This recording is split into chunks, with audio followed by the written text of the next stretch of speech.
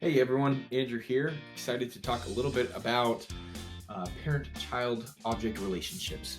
So to illustrate what a parent-child object relationship is, I've pulled an example of a parent object with three of its associated child objects. So the account object here on the left, that is the parent object in this situation, and its children are contact, case, and opportunity.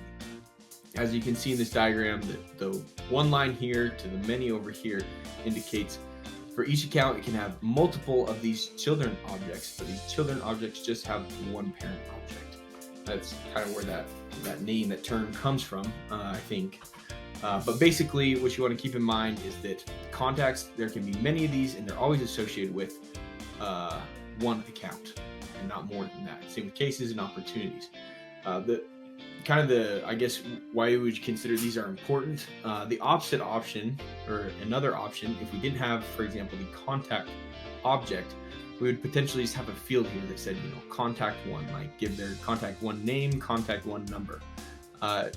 There's a lot of reasons why that wouldn't work well, but it would be extremely limiting.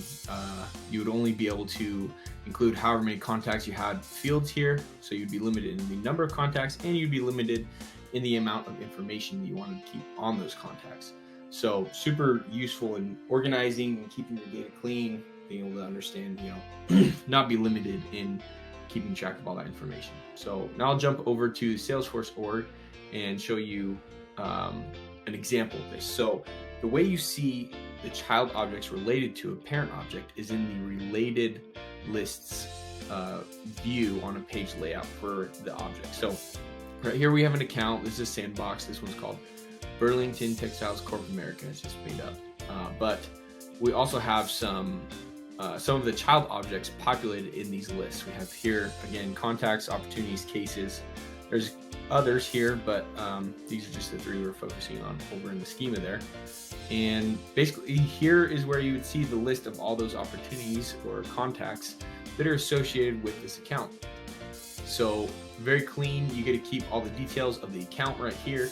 But then if you do want to see the details of the contact associated with it, like I was just showing in the schema, you can just click on there, and here you have details, all the information you need for that contact. You can see all that information and jump right back to the account. So super useful in keeping everything organized. Want to keep in mind that basically if you create a parent-child relationship, you're going to be able to see those on the related lists for the object that's the parent object.